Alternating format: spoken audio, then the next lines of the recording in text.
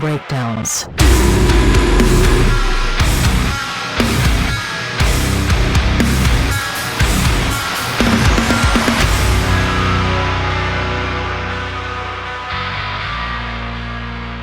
Welcome back to the Chill Sounds and Breakdowns podcast. As you can see, I got my cowboy hat on today because we doing some wild shit out here. But today is episode 114, and we got kind of a blast from oh my God, I'm tripping over my words. Sorry. Blast from the past, man. We've actually known each other for quite a while, but today we have Brett. I'm gonna mispronounce Wasson. There you go. You got it right, dude. I used to say Wasson forever, and in my head it was like a Mandela effect with me because I'm like, there's an E in there, and I remember like looking it up today and be like, it's Wasson? It's like, I've been saying it fucking A lot wrong. of people like to say Wasson a lot, and I'm like, it's Watson without the T. Wasson. Okay, that makes more sense. But so we've known each other for quite a long while, which is crazy because you actually tracked and recorded like my band Under Oblivion's first EP like ever. So like, you were, I think, one of, at least for me, my first ever tracking experience. Yeah, like studio experience. And y'all were the first band I ever like front to back did an EP for. Like I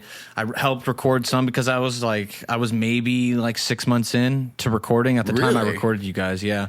So like I was real meticulous. Like we engineered it pretty good, but the mix was just, looking back now, I'm like, dang.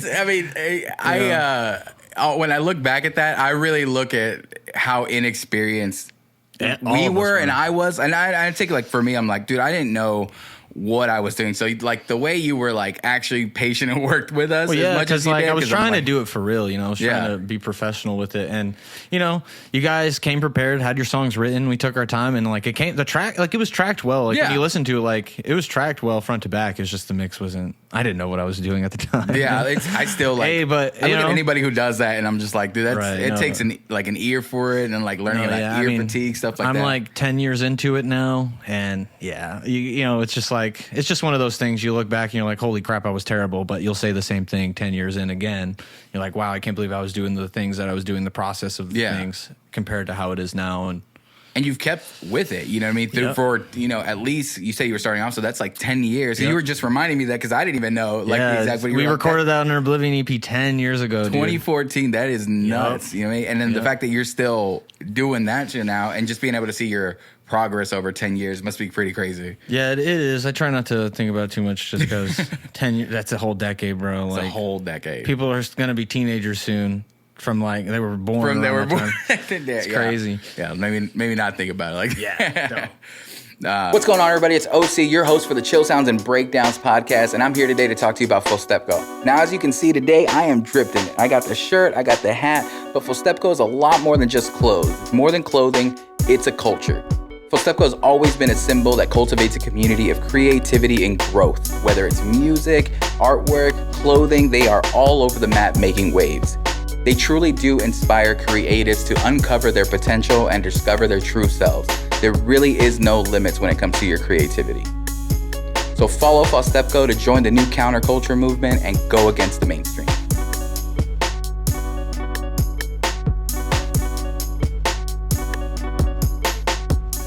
But you've been doing a lot of stuff in those like 10 years. You know what I mean? There's definitely a bunch of projects that you've been going through the years, but I kind of want to know how you ended up hooking up with, Everyone Dies in Utah. Like, how does this happen? Yeah, so crazy story. EDIU was like the only like signed band in our area because I'm from Central Texas, which is like Temple, Killeen, Coppers Cove, Harker Heights, military base town area. So that we don't have a music scene there, right? There's like a handful of bands that'll maybe play. Not much, right? EDIU was like the only band, and they were playing at this place called Bethel Church, right? Okay. And they would pack it out. Like Bethel Church saw bands like Skites, Airplane, A Bullet for Pretty Boy, Fit for a King. Wow. Before they were ever any type of big band, they played there.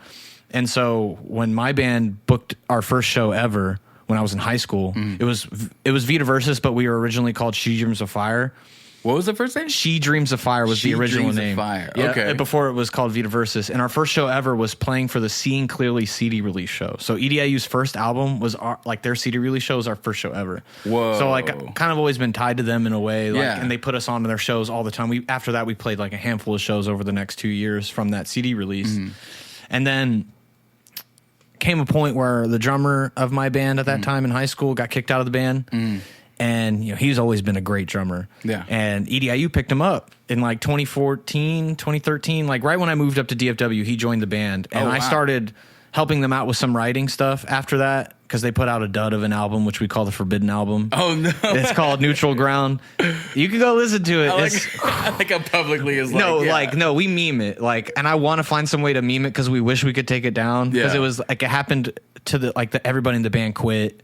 And they had contractually, they were obliged to go do another album. So they were like, well, shit, what do we do? And then so Nathan, it was made with the intent, no one's really in it to do it. Okay. Yeah, and then it kind of and then they did it with the producer that didn't really care. He was doing it on Pro Tools 1.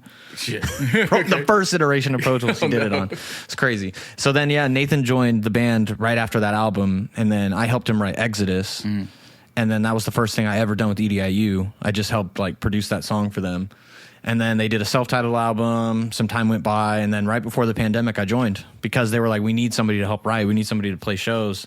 And they kind of been trying to get me in the band for a long time after I wrote Exodus. But they were doing the grinding and out, going through tours. And at that time, I couldn't afford to grind it out and play shows like that because I was living up here, and there was no way I could, spend a month on the road and then come home and have a place to live. Because with a band like that, they're already in it, so you'd have to be ready to just jump on board and I basically would have to just you need time, drop everything and go. And I wasn't in a place to do that. And then when I moved back to my hometown, because I left DFW in 2016 to move back, just because it was more affordable to live there. I got a job working for the school, and then right before the pandemic, I started writing a bunch of songs for them, and then I joined, and then we did the Super Infra EPs. Yeah. And now we're writing an album. It's pretty cool to be able to say that. I'm in Everyone Dies in Your Time. We're writing an album, because literally writing an album with them. Yeah. And then seeing you get your first show you played with them, and now you're writing an album with them. That's absolutely insane.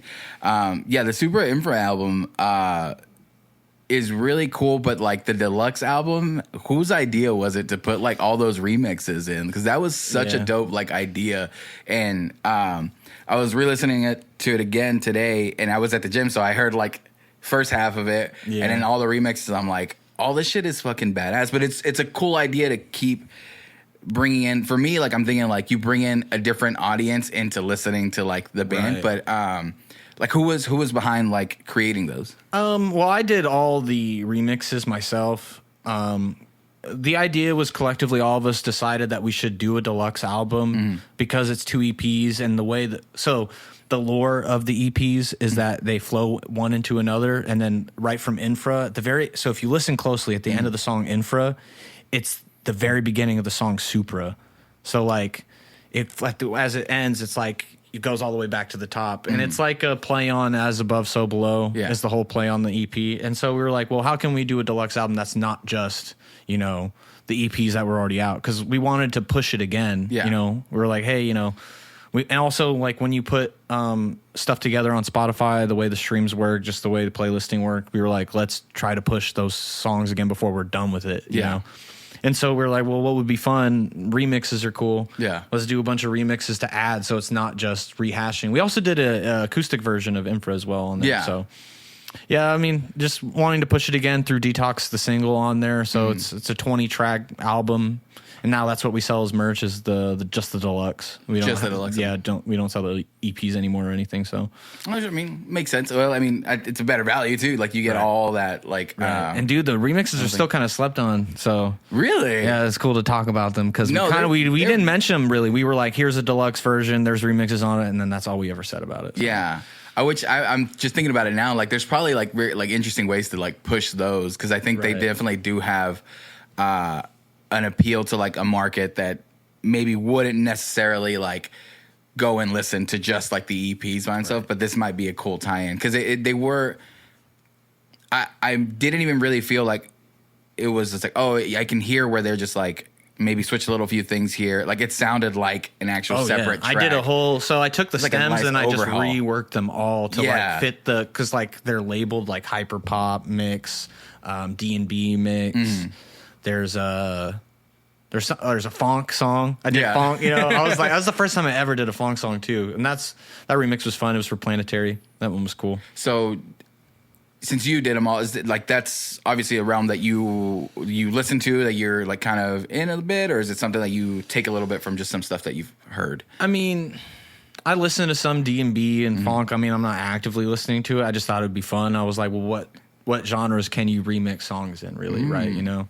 So I was like, let me take my hand at some EDM and all this other stuff, just because it was fun to mess around with and do and try to expand into that type of production, you know? Because, like, lately I've been producing and mixing for a lot of artists outside of rock and metal. Okay. Yeah, there's this artist, Calvin Ascends. He's this R&B artist that I recently did a few productions and mixes for. He does R&B music. That was a lot of fun.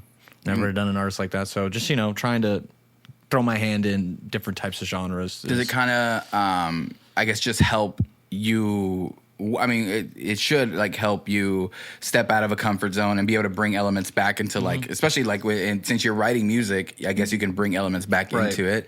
Trying to keep it fresh with, you know, making a metal album, because there's only so many things you can do to make it fresh and fun and cool. Yeah.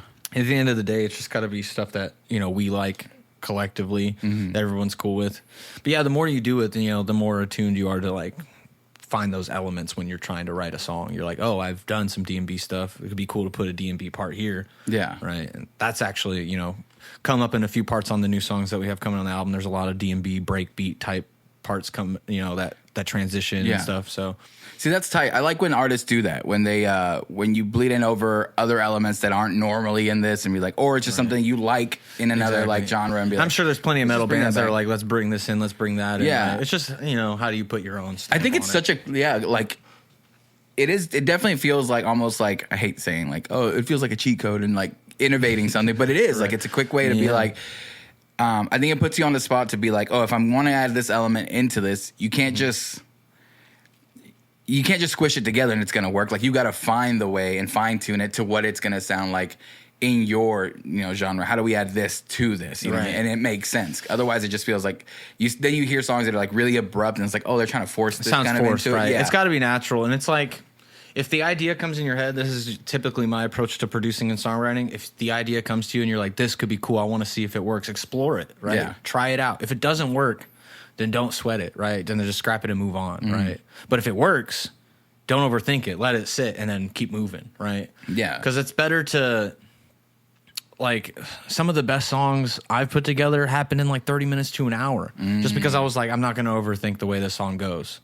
Right. Yeah. But sometimes, you know, the best way to rehash and like make things better is like doing multiple reiterations of the song, you know, like going over it again instead of being like, I need to sit for 2 hours on this verse to figure out how to get it. It's like, if you got a cool riff, then cool, keep that, move on. Yeah. Don't sit and dwell on it for forever, because now, you know, an hour later, you could come back and be like, dang, that riff sucks now. What did I do?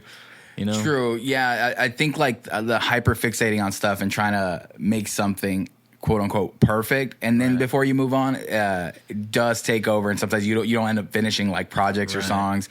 But the free flowingness, like whenever you have those moments where it just feels like it all just working and it's coming to you, those moments I've had with like the band, and even like writing a song. I think only once ever like I wrote lyrics top to bottom like in one sitting, because that never seemed to work, and I just like sat, because it was weird. It's never worked where I'm like, I'm gonna sit down and write a song right now. Like I've always been, be like, I'm gonna make this happen now. 9 times out of 10, it's not, because you're already like trying to force something that's just not naturally happening. Yeah, you know? And that's what I came to realize is like if it feels like I'm working too hard at this and like it's not even fun right now. Exactly. Like then move on. Like then you're missing the point, because it's supposed to be fun, right? Because it's art at the end of the day. Yeah. And it's like, if it's not fun for you, then it's not fun art. It's not art then, because it's like work. You're making it work instead of making it art. The simple thing that you said earlier, like you want to make stuff that you like, was such a slap in the face to me. Like towards the end of like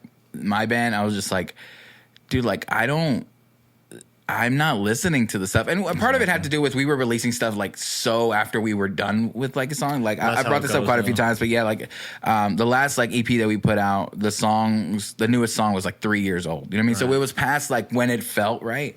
But then I realized like, yeah, I'm not a super big fan of what I'm like putting out like at the moment, and I should be so hyped about this music. Like, it should be like making me happy and making me like be like, this is fucking dope, and not feel shy about like, oh, I'm gonna share this to like everybody because it's good, you know, like, or I like it, so I'm gonna push it. And I felt myself being like, oh, you know, like if you want to listen to it, and I'm like, I'm like, I'm like, I'm not in the right spot. Like, I'm not writing the stuff that I want to write, you know, and then it reflects, like, you see it. Then you see it in like bands when they play it live. Are they having fun when they play live? Yeah. Like, even when there's nobody in the crowd, it's like, if you like the song, it doesn't matter what crowd size you're playing to. It's like, you like those songs, you're gonna have fun playing them regardless. You know? Yeah.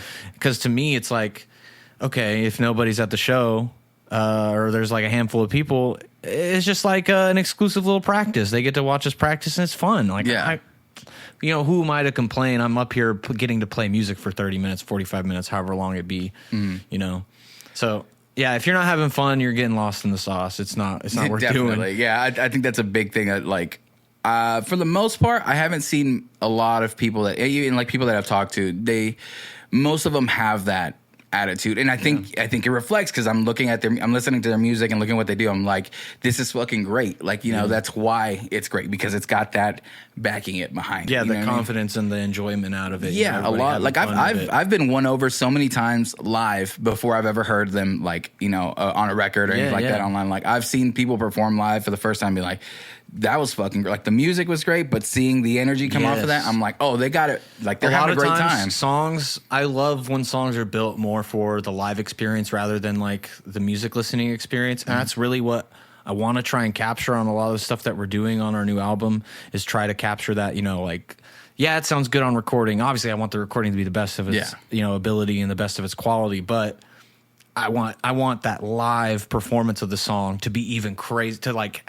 you know, feel even better live, you know, like it's a lot of it goes into like how you write the parts. Like, for instance, the newest song that we put out, Whispers of the Paradox, that song is going to be on the album, and like, we didn't push it very hard. It's just like a one-off single right now. You know how algorithms go. If you don't put out music for a while, the Spotify playlist algorithm doesn't pick it up as much because listeners go down, whatever, right? So that song live hits so much harder than it does like on the recording, and the recording's great. But like, when we play that song live, ooh, you can just, when you feel the speakers pushing the sound, you see how the crowd reacts to that song.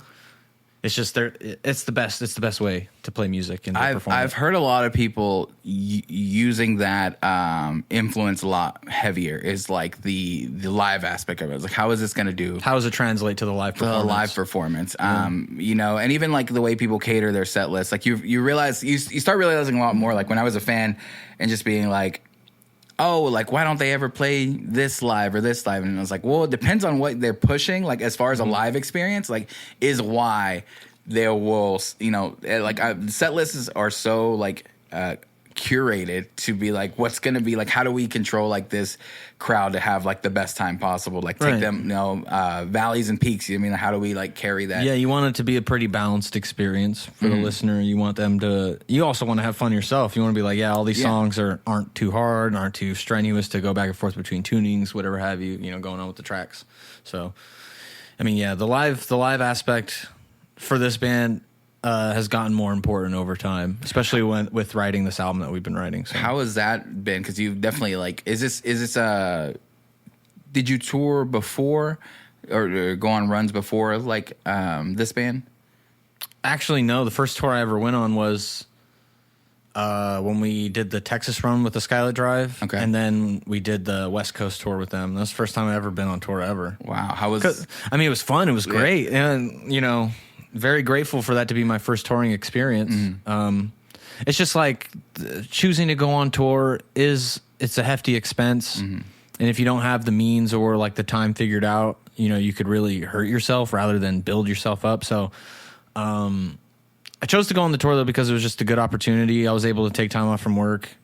And yeah, it did well for our band. You know, it was a good way to be like, hey, we are, you know, because the band kind of disappeared for a little bit, as some people say. Like, I've still, like, the last show we played, still somebody was like, I can't believe you guys are actually a band still. Yeah. I was like, what do you mean? We put out all this music over the last 3 years.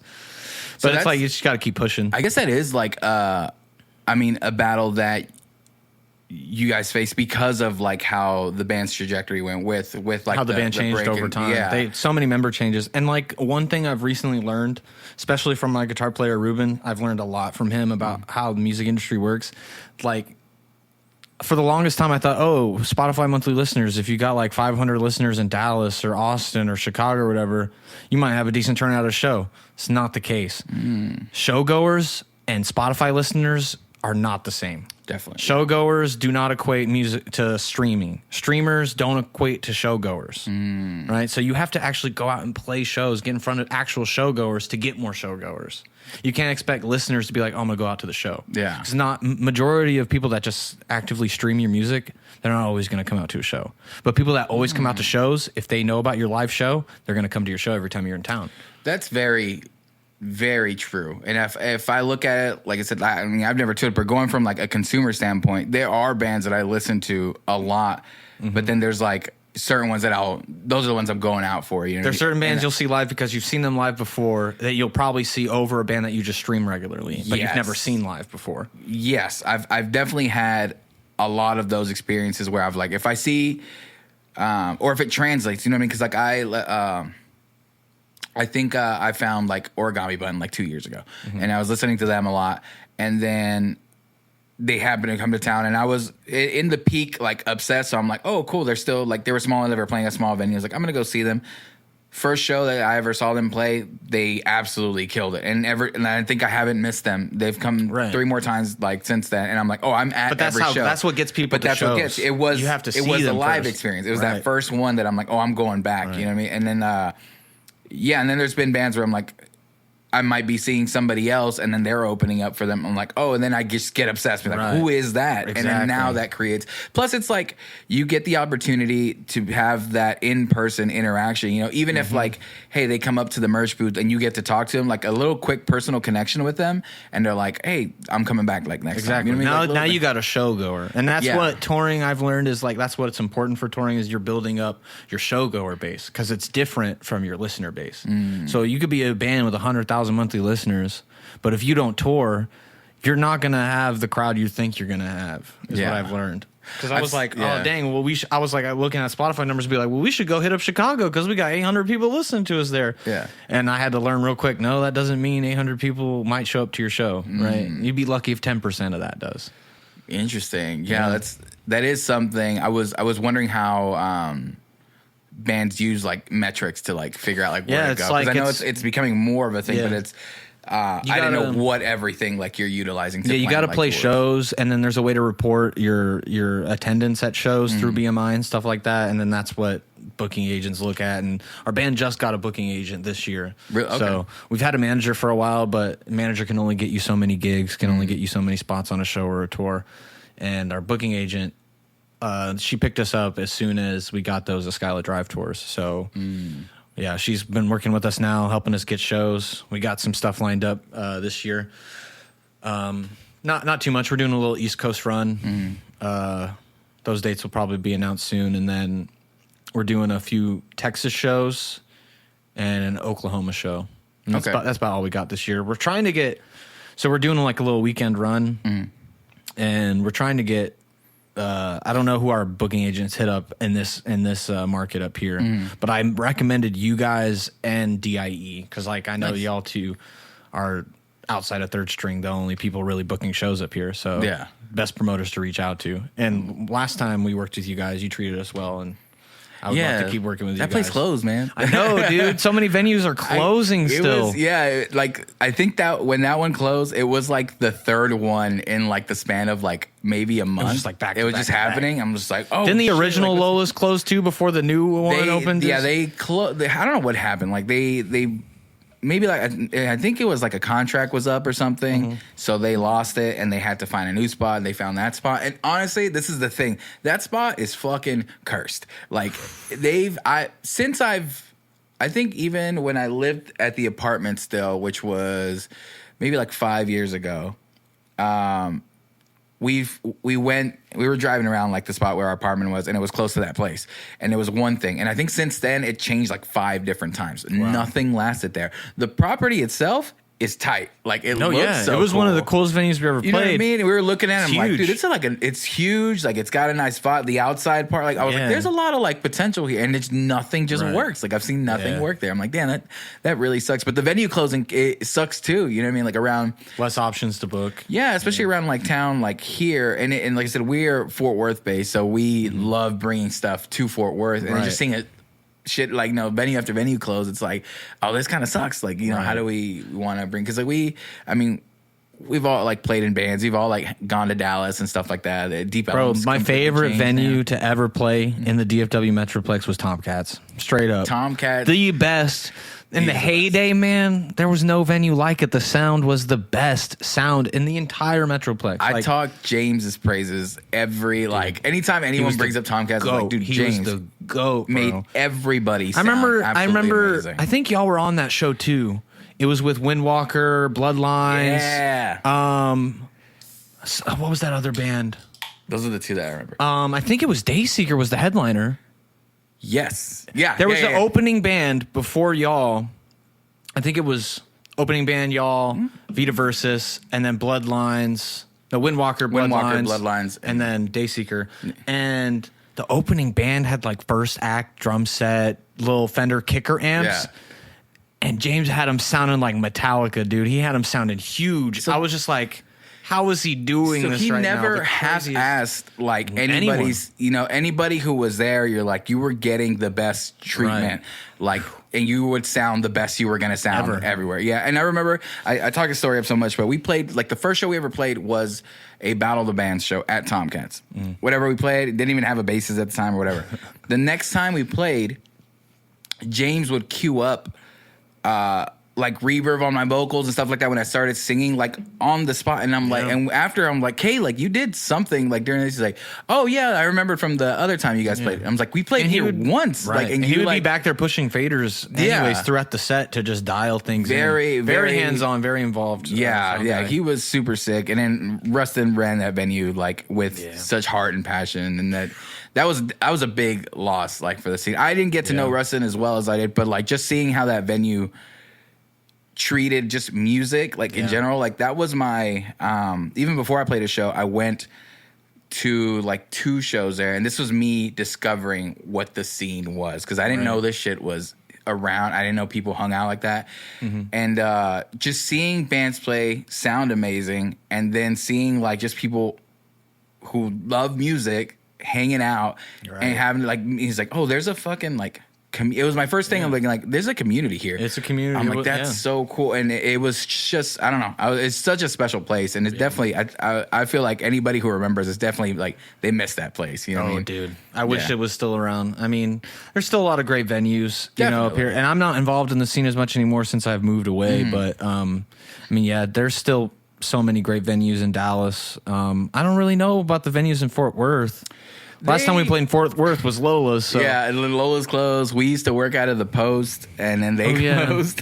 We haven't played Haltom Theater yet. I see y'all do quite a bit of gigs there. Haltom Theater, it's nice for like it's nice, but the for me personally, the big room is really big. Yeah. Like we went. I can't remember who runs the sound now. I think his name is Trevor from Hunt the Dinosaur. I think he plays drums on Hunt the Dinosaur. Anyways, but he ran sound, and we just ran a show there the other week, and I'm like, this sounds fucking great. That big room is just really big, so you gotta like know what to put in it. The small rooms had like really cool success with like the smaller shows, and like so it's a nice place that's available. Chaz is really cool. Like I said, it's very chill. You know what I mean?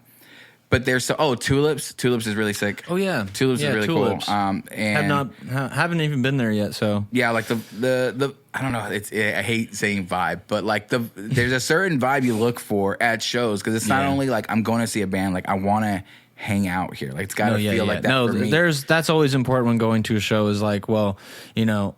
What venue are they playing? What venue is this bill at? Like, do I like this venue? Do I not like this venue? It kind of weighs into your decision if you're going to go to Definitely a show does, or not. yeah. Because I mean, it's a luxury that you're offering yourself, especially like nowadays. Like, you know, everything's like super fucking expensive, so people are choosing not only like where to spend their time, but where to spend their money. You know what I mean? So like, it's hard to put on an affordable show for sure. It's hard. It's difficult. Yeah. Like we have one venue in town basically, where I'm from, where we put on shows. and I know the owners of the venue, but we have to provide our own sound. Like we have to backline everything. Subs, PA. Luckily, we have all of that. We got like 4 subs, 4 stacks, PAs for everybody. Yeah. And we're trying to start a thing where EDIU kind of just, rents out our sound gear if anybody needs like a house. Smart. Yeah. But yeah, we just did a show there last week, and it did really well for our small little Central Texas town. Yeah. There's no music scene there. There's like maybe 3 other local bands. Really? Yeah, everybody wants to go play Austin or Dallas, which is why like I moved up to DFW back in end of 2013, beginning of 2014. It's because I was like, I want to play music. I want to be in a band. I want to play shows. There's nowhere to do that here. And, we played, before I graduated high school, we played a Battle of the Bands at the Door. Which one? The Dallas one? Yeah, Dallas, the Door, RIP that venue too. RIP that one. Gosh, and they demolished it. That one that's was crazy. They leveled it. That is a parking lot. Yeah, and so that was our first show up in Dallas when it was Vita Versus. Before we had the member change and did the Nomads album, we played up there at the Battle of the Bands, and it was a pretty successful show. And then they found out we weren't from Dallas, and they're like, "Oh, y'all can't win this. Y'all are disqualified." Like, what the fuck? Whatever. I was like, I told y'all we weren't from here when we booked it. That was a requirement. Yeah, right. Yeah, so we played the main stage at the Door. It was a small little show, it was just a Battle of the Bands, all local bands, and it was a lot of fun. And that's when I was like, I need to move up here because I saw all the venues in Deep Elm. I was like, this is where I need to be. So yeah, and then I made the leap, moved up here. Just, wrote that Nomads album in that apartment that you guys trapped in. Yeah, that's true. Yeah, That Nomads album was tight though. And then y'all went to Florida, right? Yeah, we did the album with Sean Christmas at the former Chingo Studios. Y'all were saying that name, and I didn't know shit about shit, and I'm like, they're making that guy up, like Sean Christmas. Right? Until I looked up, I was like, oh no, okay, he's a guy. When we hired him to work with him, we're like, I can't believe this is his guy's last name. Is this real? Is he under witness protection or something? Like, no, dude's just a wizard of a producer, and he like got the job because he was just like, he showed up to when Cameron Mizell was still in Florida, and he was like, can I like just do studio work? Can I like wrap cables and stuff like that? And then he started hanging out there wrapping cables, and eventually Cameron picked up on like, oh, this dude is fire. He's like a good songwriter, producer. And then he just ended up taking over that studio when he moved out of Florida. And then, we worked with him just because it was a lot more affordable, and it was like, the same type of energy and sound we were going for.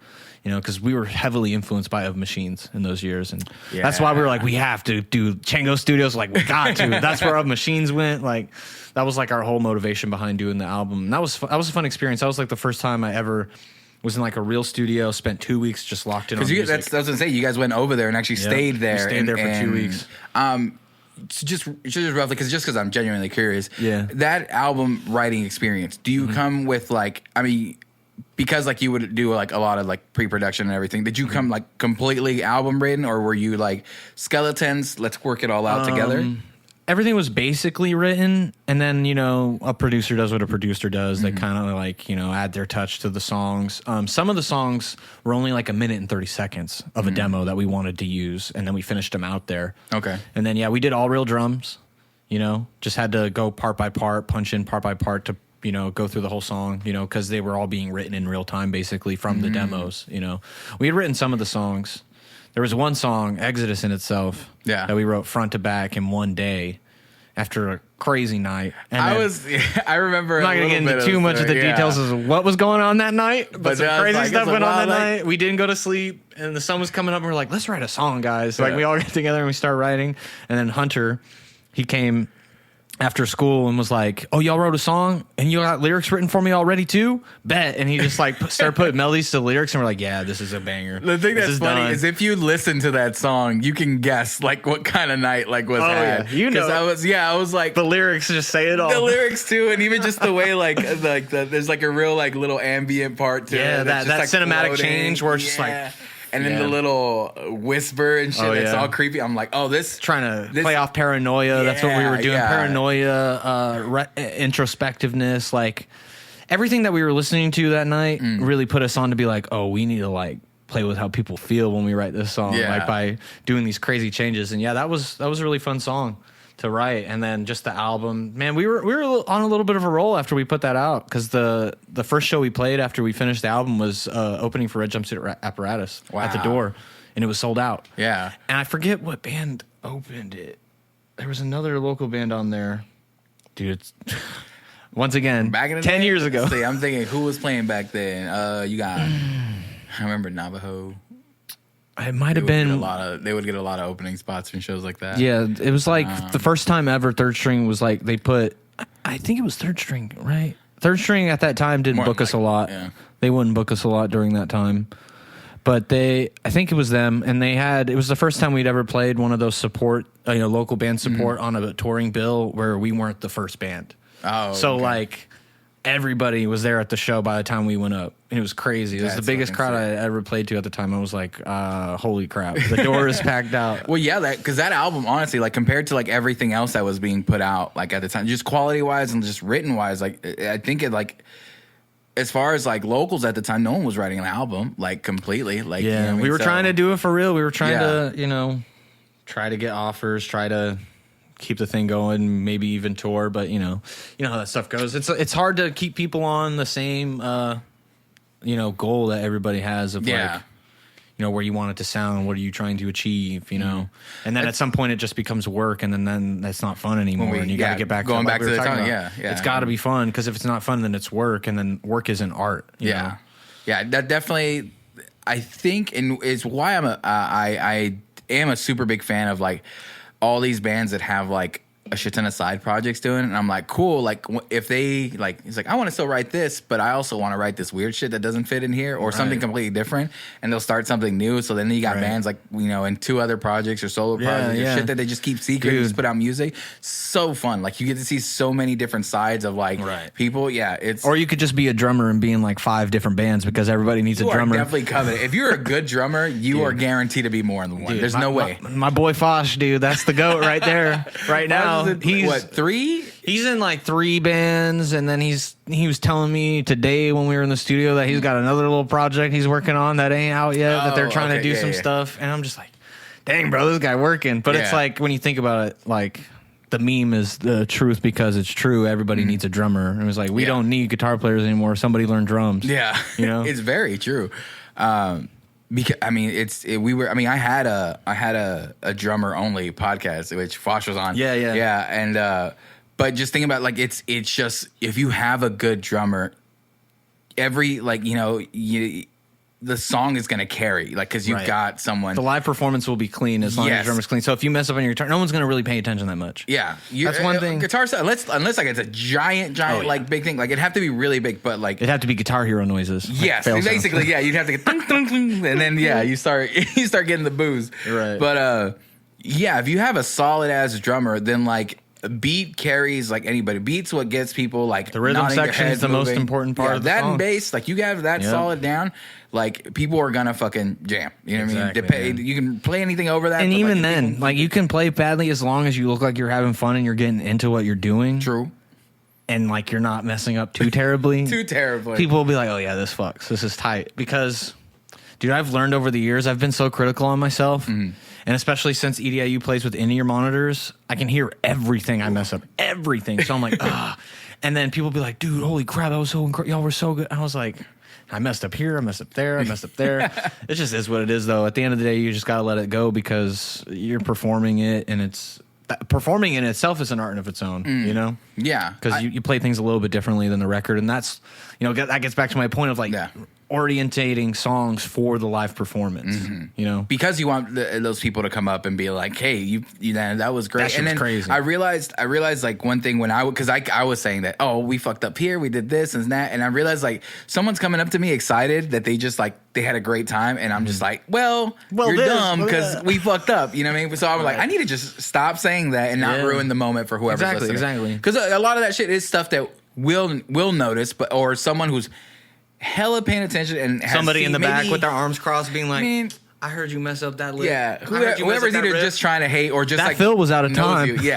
Or knows the songs well enough to be like, oh, okay, I heard the mess up. But other than that, like people are just trying to have fun. You know what I mean? And then if you carry that with your your energy and vibe, and I'm just like, dude, people are gonna have a great time. And I've had that. I've had like bands that I There's one band, I won't say their name in particular, but I remember like listening to their music and I'm just like, this is exactly like what I like listening to, this and that, and they just look miserable on stage, and I'm just like, damn, you know what I mean? Like, how can you be miserable on stage if you like your songs? You shouldn't be. You know what I mean? And then I give them benefit of the doubt because I was just like, maybe this was off, or maybe they're sick. So I'm like, I know that shit happens. You know, I don't always have the best days or whatever. Right. So I was like, then I saw them again, and it was like the same, and I'm like, all right, like, I don't know what it is. That's just their energy. Yeah, right? Yeah. But it was so weird because I don't think that's just the way they perform. Because then like I spoke to them like after and that, and they were like really good. Like, I don't know, like really lively and happy about it. I don't know.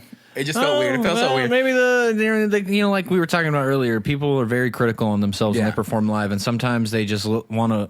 I've seen a lot of bands where they don't want to really move or get into their music. They just want to focus on trying to play their parts the best they possibly can. You know, that's also very true. That's another approach people like to take when playing live music. It just depends on what your sound is, what you're going for. You know, because like you got bands like.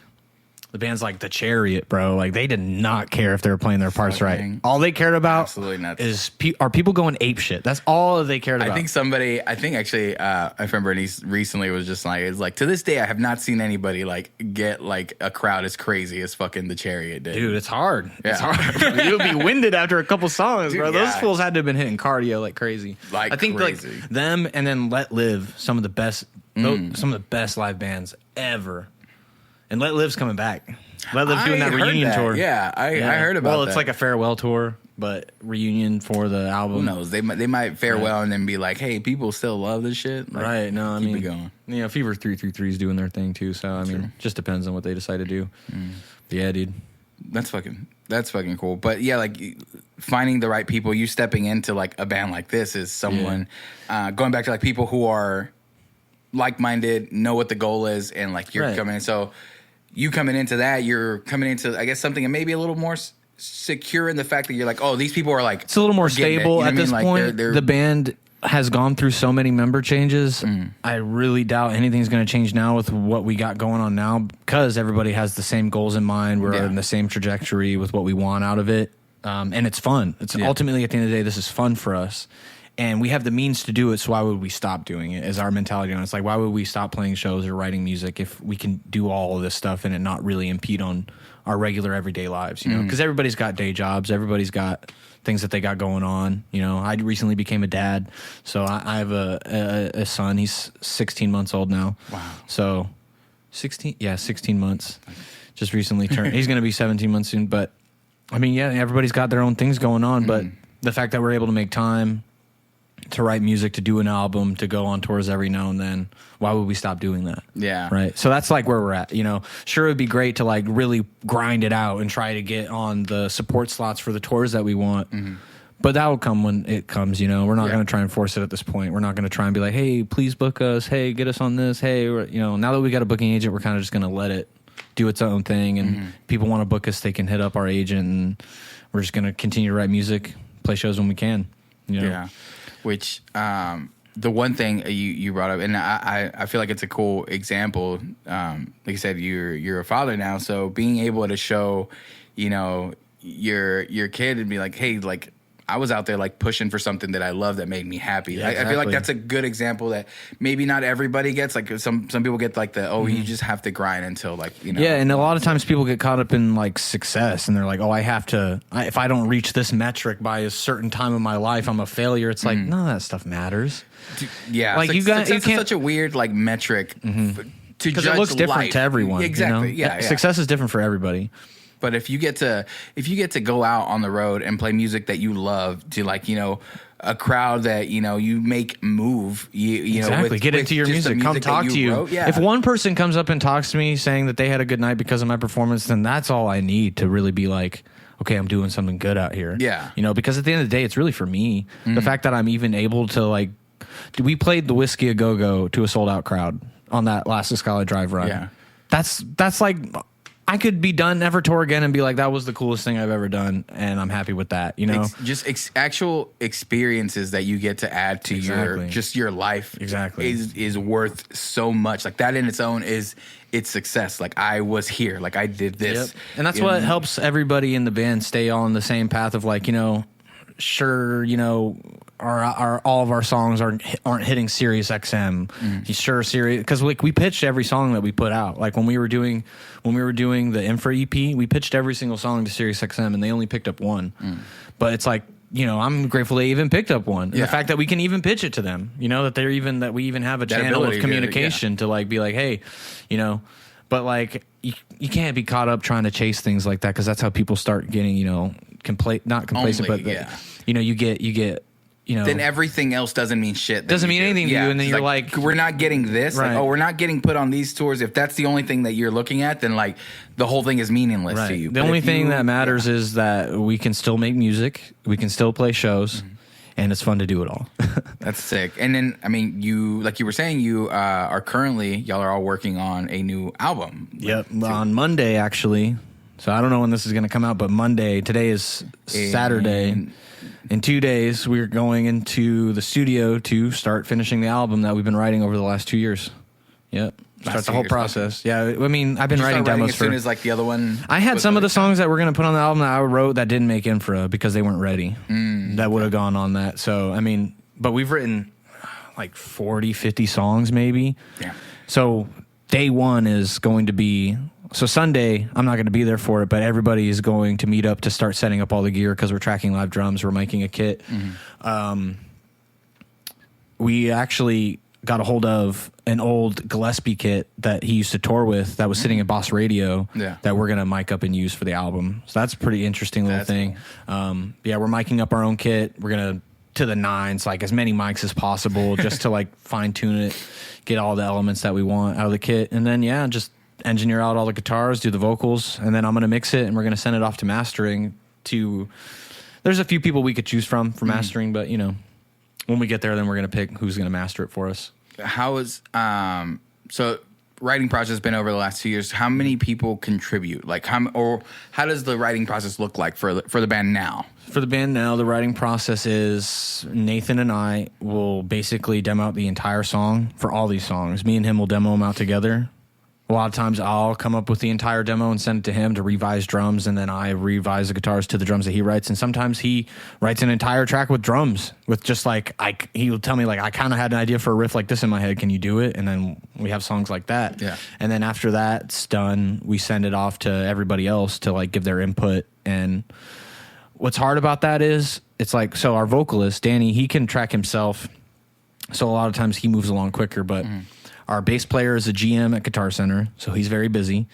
And our other guitar player is the stage manager for Shane Smith and the Saints. So he's on tour like 90% of the time. Damn. So now that we have this time, we've been sitting on all these demos, we booked this time to be like, all right, let's get everybody in on the process to like systematically go song by song to knock it out. You know, we're going to do the whole little whiteboard thing, check off everything to make sure it's meticulously done. And then once it's engineered, basically we're spending 1 week to just engineer out the whole album. And then after it's engineered, I'm going to mix it. I'm going to take everything that we tracked, get it all cleaned up, mixed. And then once it's mixed, it'll get mastered. And then we'll start talking about putting together music videos, the whole process to release music, because it takes a long time. It is the rollout like for music is such a big deal. Like it's just as important as getting the songs written because of how much time you're spending on a project. Like if you don't take the time to cater your release, then because everything is so fucking fleeting and fast, like it's hard to for that to stay relevant as much as possible without you putting in the effort to push it, you know what I mean? Right. Whatever. I've heard playlisting. I've heard like your music videos, your content. What are you releasing with this? Are you clipping your music video into 100 reels and TikToks to push and post all the time? Yeah, there's so many. And things. The thing is with those two, it's like that's another thing that people can get caught up with. Like, oh, my reel didn't hit this many views. Am I being shadow banned? Am I being is the algorithm not feeding my? You just got to keep posting, and eventually one might pop. Yeah, you know, because that's just the nature of it. It's because people are constantly posting. It's just an endless feed of information. You're never running out of it because everybody is posting all the time. And everybody's releasing music every Friday on Spotify, which is like I want to move away from releasing on Fridays, but because you'll still get like So we work with 1RPM to release our music. That's who we signed a distribution deal with when we did the Super Infra EP. And so they have people at Spotify that can get notified that you released music, and then they can queue you up for, whatever have you editorial playlist. Like that's why every time we release a song, we're in that new metal or whatever playlist that happens. Basically, that's where it can kind of get started. And the more traction you get, the more the editorial playlist will pick up because there's so many of them, Gotcha. But you don't always get every single one every time. So that's why you got to do the waterfall effect. And that's basically what we're going to do is just single after single for an allotted amount of time until the whole album's out. I don't think we'll do all the songs a single because it's going to be a pretty hefty album. We're looking at like 14, 15 tracks possibly. Yeah. Little spoiler there. Some interludes. It's not going to be all 100% full tracks, but yeah, I mean, we got a lot of songs we don't want to like I said, we had like 40, 50 demos that we put together. There's a lot of stuff in there like we don't want to scrap. Yeah. So we're going to narrow it down to the best of the best, but yeah, I mean, one album's like a really cool to enjoy, especially when it's like a release and you release a whole group of songs together. Like for me, like listening to the album start to finish is such a nice experience. It's an important experience too. But it's like to get traction on the release, you do have to pick singles and you do have to do the certain method of like spacing it out. Yeah. It's like every 6 weeks to like keep the traction that you want going with playlisting, you got to drop a single every 6 weeks. And you have to have that single ready 3 weeks before it comes out. So it's actually every 3 weeks you need to upload for a 6 week release. It's pretty crazy. Shit. So it's like, if you want the song to come out 6 weeks, you got to have that 3 weeks in advance ready to go. So uploaded to distribution. Wow. And then so that's why we're trying to stack the album, start building content, so that way once the release train starts, it doesn't stop. That makes sense. I've definitely seen a lot of bands. I didn't know that was what it was called, the waterfall effect. But do the releasing single like every, and then you stack the singles into like a little EP like thing to bring back those other listeners from the previous release into the same release, thing. and then release the album. I do like that. I think I saw one band do the entire album. And I wasn't the biggest. I mean, I was a big enough fan that I didn't care. I was like, oh, we're getting the song every 2 weeks because it was every 2 weeks that they did it. Yeah. And I was like, well, that's kind of cool. But then, like, when I got the album, it felt, and to this day, still feels like this is a pack of singles to me. Yeah. You know what I mean? You can push it too far. That's why we're not going to do all songs as singles because it's just like, then it's like, well, we already had all this out. Now you're just packaging it as an album, But I think they even learned from that because the next time they did it, they did like 5, and it was kind of cool because I think the first 3 were at an expected rate of it was like every 2 weeks, and then like the fourth one was like it was probably 6 weeks later, and then the other one was like another 6 weeks later. So like there 6 weeks is the sweet spot with releasing singles. So and that gives you enough time to like build the hype around that because like we'll probably release a couple singles, then announce the album, and then because you got to you want to put it all together as one cohesive project, so it really feels like an album, and you want to have like. If you want to do vinyls or have exclusive merch that comes out with the album, that takes time to put together, Yeah. That part of the art is just as important as the album, is putting together how you're going to release it. And it's a lot of moving parts, and then being in a band at the level that you're at is like...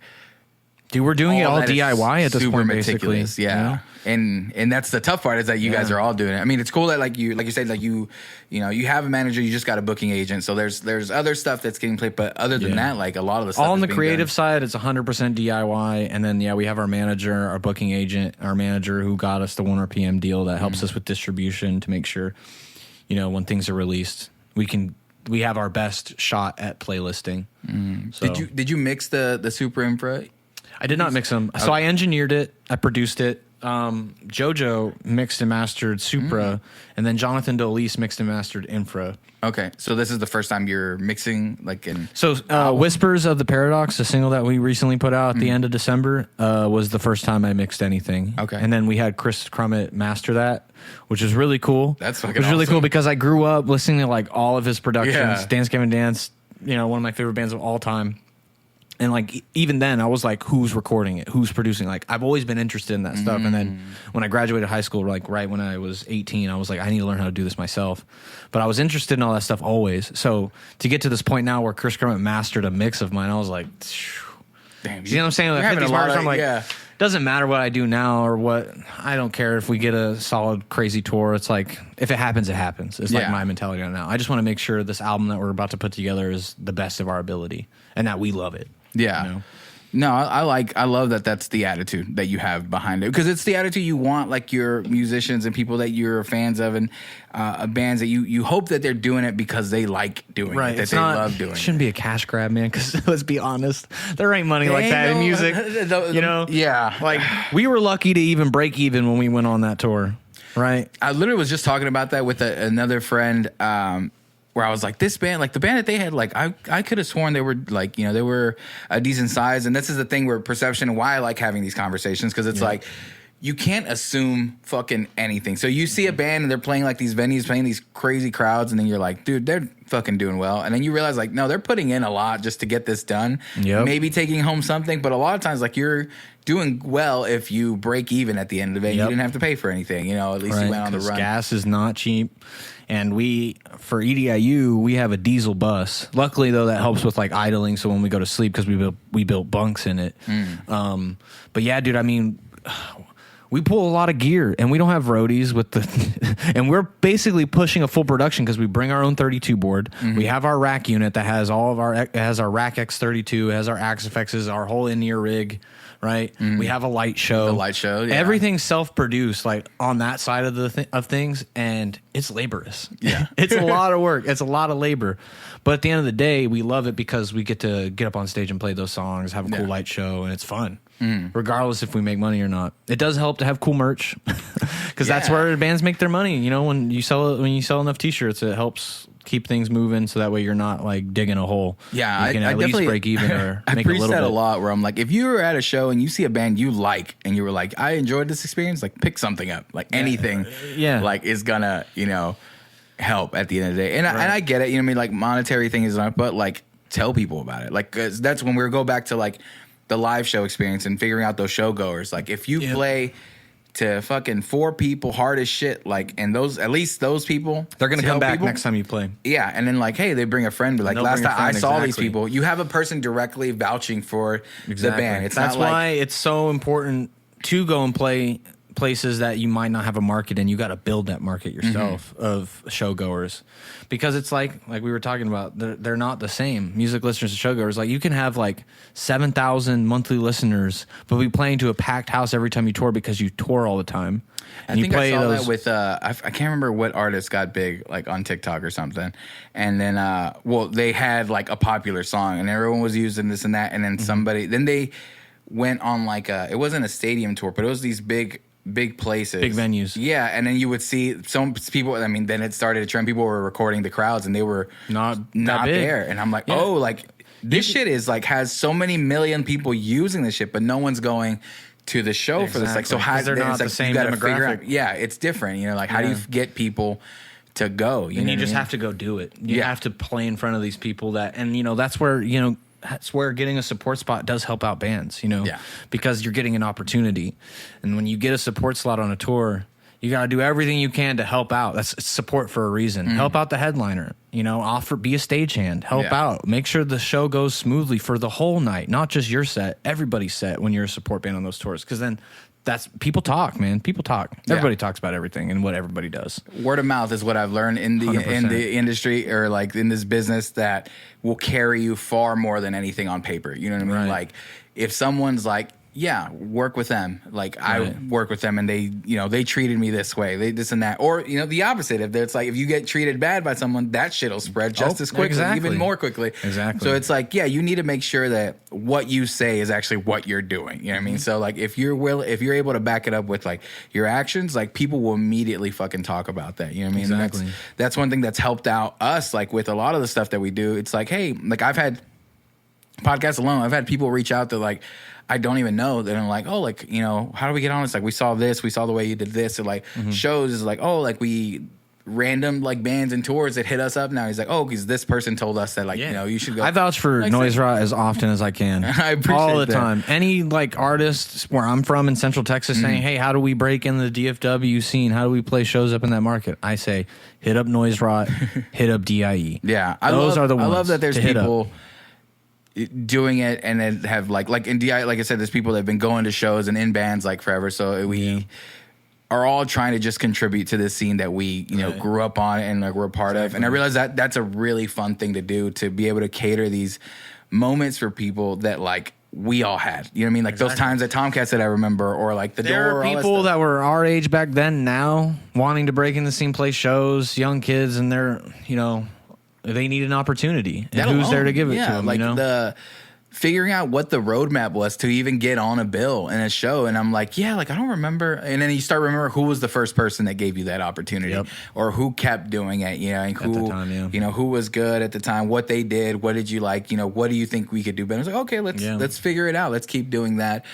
So in both cases, like again, for showgoers, figuring out how do we make the best time for them, not only like because again, their time is valuable. Like what's worth it? Like they're going to see a band, like they're going to have fun. What else can we do to make that, vendors, food trucks, whatever have you. Everything that we can do. Experience. What do we appreciate? The reason this keeps going is because like, dude, I feel like there's so many people in this DFW area that are just like so fucking talented. Yeah. And I'm like, they just need an opportunity. You know what I mean? Like, and that's why I like this. Like, I realized like when we did it, it was because we threw a festival, and I'm like, I was helping DJ, and I was just like, what? He's like, what do you think you can help me with to like help promote it? And I'm like, I had just gotten into just listening to podcasts, and I'm just like, we should do a podcast like with like some of the artists. I promised them 6 episodes, and I'm like, I'll do 6 before the fest. Cool.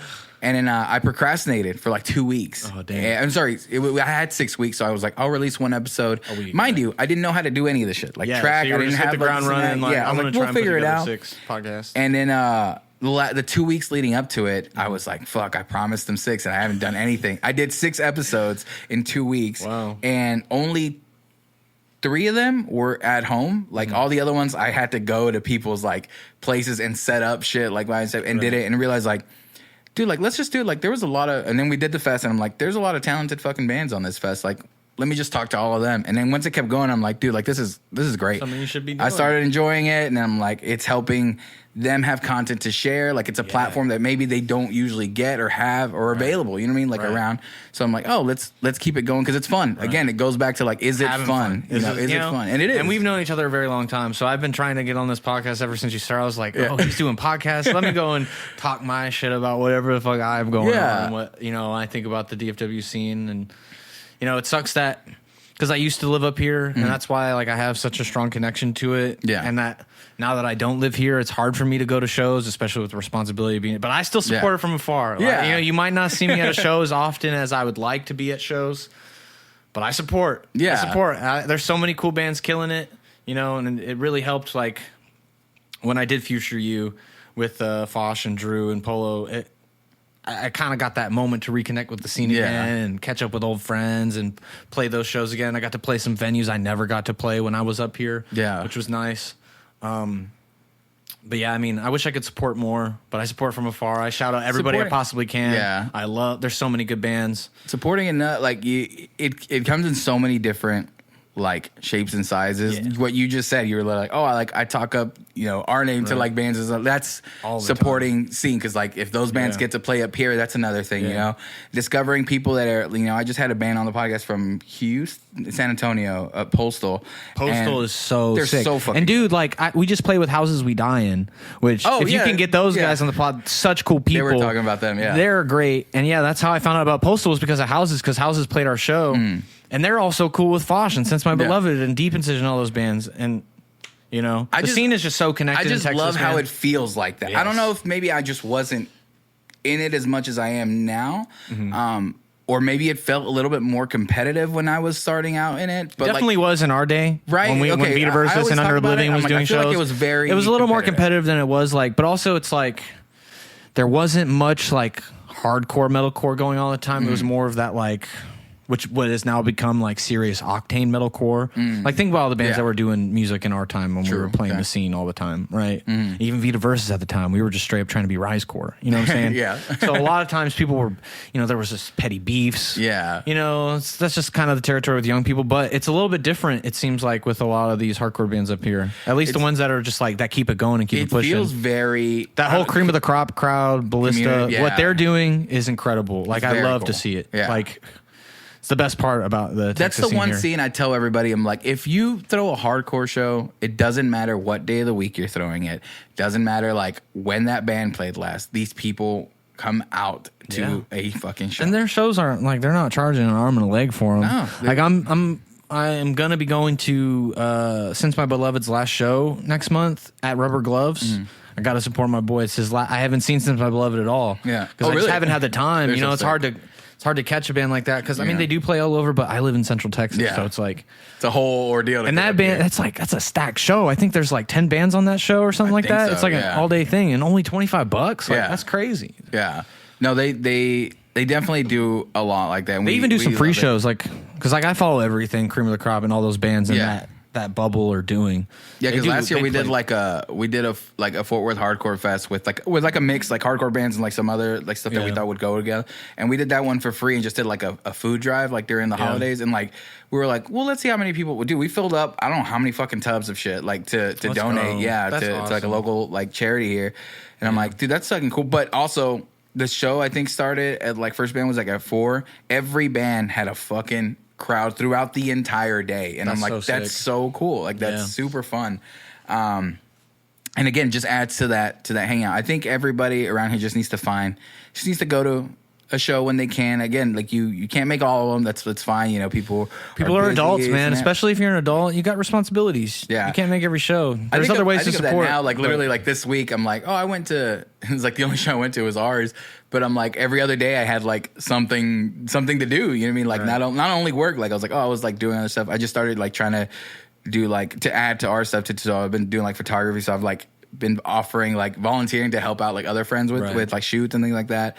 And then just like this, you know, the podcast itself, editing, you know, editing, all that stuff like takes time. But yeah, it's cool that there is luckily like shows happening every week, all the time. Texas is just so big, you know, the scene is great. There's so many awesome bands all over the entire state. Like I consider EDIU to just be a Texas band, dude. Like really, and I want to be ingrained, like a Texas band. I want to be ingrained in the scene more, and like I've talked to a lot of these bands we've brought up, and like we want to play shows with them. We want to like do a hardcore metalcore split show with like some metalcore bands, because like we got some hardcore stuff in our stuff, but we're mostly metalcore. But like doing a split show like that would be cool, and like I don't know.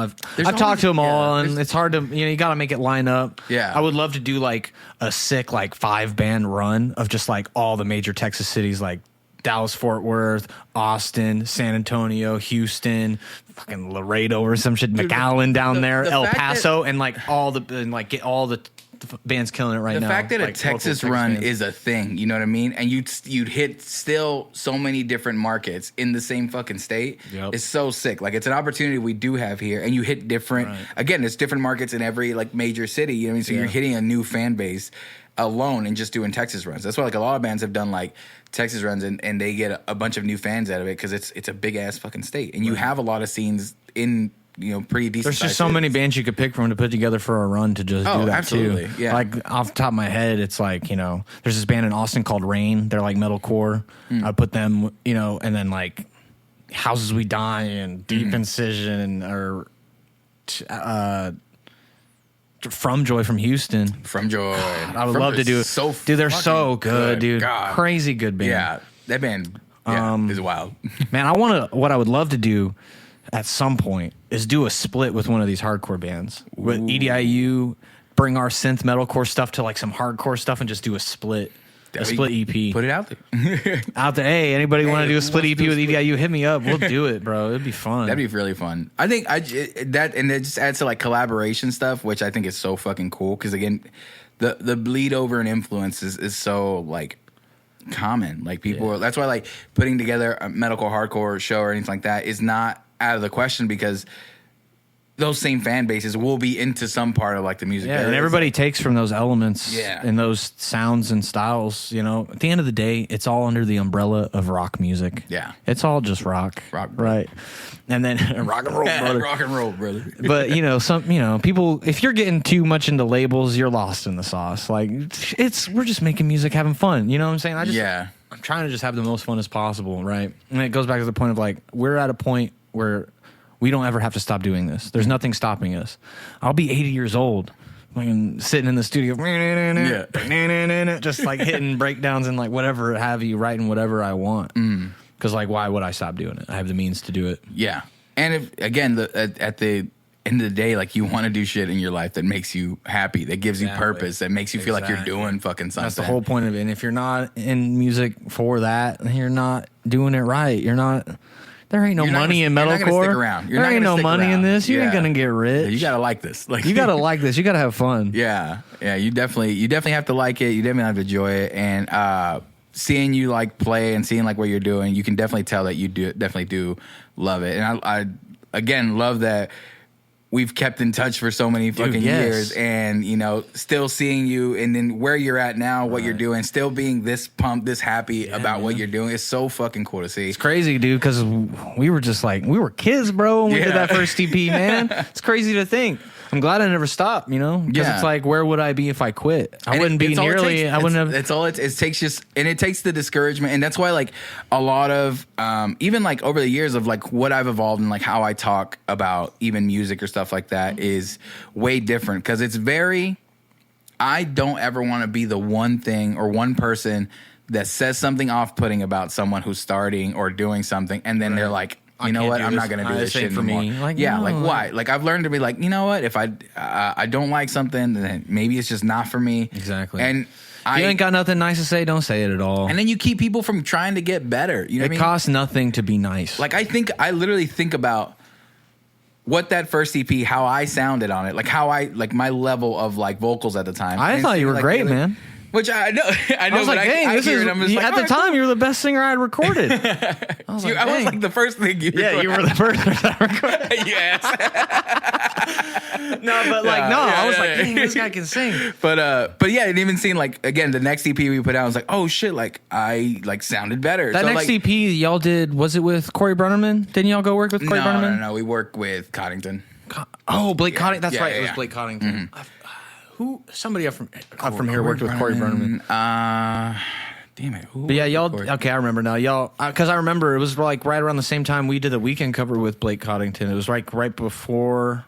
Well, it was around the same time he moved to that shopping mall. Like, the tuxedo shop. That he had they had the studio in. Yeah. I remember the first time I showed up, I was like, wait, what the fuck? And then we walked in, I'm like, there's legitimately suits in here. Like, what? I got scared. I was like, is this a front for like something? Right. But we recorded with them. But even seeing just that trajectory, and then even seeing like after that and be like, oh shit, like I let somebody, say, hey, this EP doesn't sound good. Yeah, and then let that be the one thing that pushes me over, like, oh, fuck it, or and anything like in this podcast, be like, that fucking sucks, and be like, oh, maybe I don't need to do this or whatever. But I know how the power of like somebody saying it, because you don't know, right? The act that you're putting out something or music or art is so fucking vulnerable. Like, you're putting out something, and yes, you're putting it out into the world. And you're already putting a huge piece of yourself out there. And then if you don't like it, just don't like it. Like, it's fine. Like, I say that so much to like a lot of my friends and bands. Like, I feel like I say this on all the podcasts, but I'm like, dude, I support every one of my friends doing bands, doing music, doing art. I don't like all of it. I go, that's just real. Yeah, you know what I mean? That's just real, and that's okay. That's the beauty about art, is that it's subjective and that there's no right or wrong answer about making music or creating art. It's you got to like it first and foremost. The person putting it out has to like it. Yeah. And the only thing I've learned after doing this for 10 years is don't give up. That's it. Just keep doing it. Success doesn't look like this. It's not linear. There's ups and downs, peaks and valleys. Just keep crushing it. Just keep doing it. Have fun with it. Because if I gave up years ago when Vita Versus fell apart, would I have ever gone on tour with a Skylit Drive? Would I have ever been able to like get a song on Sirius XM? Would I have ever been able to even travel outside the state of Texas to play music? Like, that's a privilege in of itself. Yeah. There's people that have been grinding forever and never left the state or whatever have you. And it's like we were talking about earlier, you can't base those as the metrics for success, right? The fact that you even put something out, that should be a marker of success. Oh, I finished a piece of art. I said this was done and I released it. Yeah. I put it out there for everyone to see. And if you like it, That's all that matters. If you like it, just keep doing it, man. Because not everyone's going to like everything you do. Yeah, that's a crazy attitude. That's a crazy thing to expect. Plus, once you fall into that, you start trying to please everybody, and then you make some garbage. Yeah, and then you make some art that you don't like. Yeah, and then people can really tell, like, oh, they don't like this. Yeah. And then you realize, like, why the fuck am I doing this? And then you stop. You know. Mm-hmm. But yeah, if you do something and you're honest with yourself about it, people, I don't know. Maybe it's my perspective, but I think most people have the same perspective. But real, man, genuine. Like if you feel that, and it's you can in most things that you experience, like live shows, even like when people release music, when people release videos, anything, like people can sense when somebody is not being. You can tell when a band's getting upset when a crowd's not moving, and it's like the crowd's not moving. Oh well, you move, have fun, play the show, because maybe they don't know who you are, and if you put on a great performance, they'll be like, "Oh, that was sick. I'm gonna come see him again." Just because they're not like going hard for you shouldn't mean that much to you to make you be in a bad mood about performing or being, Yeah, success comes in definitely a lot of different ways, but I think if you're enjoying what you do and love the art that you're putting out and just having fun, that's your basic. Like you're winning already. Right, everything else is just extra. Everything else is extra. Everything else is just icing on top. And you just work. And you just work as hard as you want to put in. Exactly. But yeah, I think you've been doing an awesome job. I love that you're still doing this shit. I love that the music, even like, I mean, you really like our music? You like EDIU? I like honestly, like I'm gonna be super honest about this. Yeah, the remixes were dope as fuck, and I don't ever think I've been super into like anything EDM or anything like that. Yeah, but like that transition into that was really fucking dope. That's cool. And like, those, I'm like, this is really sick. It's a nice little treat, I thought, to all the other songs. Yeah, listening to a lot of songs like that and liking a lot of like the electronic. So I think I need to explore it more. But yeah, like EDIU was just like a name that I knew of. Like even when it was first started, everybody knows wasn't that something name. that I think experienced, because I think I was late to the game in a lot of things like on that. So I remember when I saw them coming back, and then even you being part of it, I was like, wait, what the fuck? Like I remember hearing this name all the fucking time. Yeah. And then seeing it now. But like when y'all played with I Set My Friends on Fire and I saw that show, I'm like, this is so fucking cool. Like just seeing the whole setup, the performance and everything. I'm like, yeah, this is fucking We sick. bring that show with us everywhere, the light show. Yeah. When we had it on tour, that was a lot of fun. And yeah, we get to design it to like every song that we have. So when we add new songs, the set list that we have now, which is hopefully, because we're doing the run in August, it's Austin, OKC, and then we're looking for a Dallas date. If we get that Dallas date, we got this set that we just performed at our hometown show. Yeah. It's like 55 minutes. We played like 4 songs we've never played live. Shit. And it was so fun, dude. Yeah. It was so cool. We did that flow of songs where it's like, so you know how the EP goes Reflection, Infra? And those 2 songs go together. Like we've played those 2 live before always, right? And they always go together as like a 2-for-1 song type thing because they flow perfectly into each other. They like perfectly flow into one another.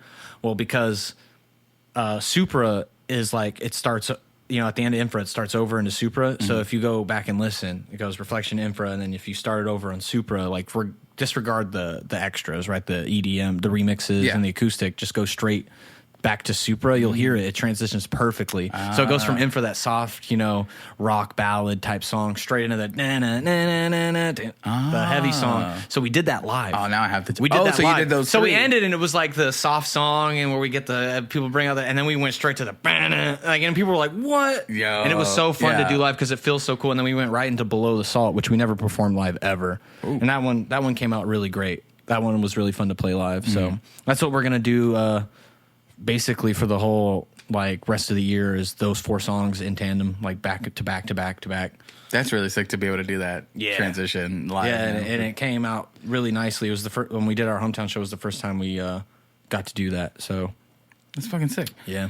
Well, tour coming up. Album getting worked on Tuesday. Monday. Yes. So not this Tuesday, but next Tuesday when we're putting out this. But so I think that week will be done then, the engineering week. So you'll probably be into Mac. Yeah, by then we'll be. I'll start mixing it. Yeah, should be in the mixing process. Into that whole ordeal. But Man, I appreciate you coming up here and Dude, like. thanks for having me on, I love man. that you. I mean, I know you're saying like it's kind of a trek to like be able to come up here, and stuff, but you had like you were even working on something already. Right, yeah, I was here. at DBU working with Harrison. Shout out Harrison, go songwriter. Him and Fosh, we were writing a song today. Pretty cool song. We got a little project going on right now. We're doing some shit together, writing some songs. Cool, but yeah, like you bleeding that over and then coming by and just I know how like busy life is and how busy you are, so I really really do appreciate you making time and stuff. And thank you for having let me use this platform to talk about Everyone Does in Utah.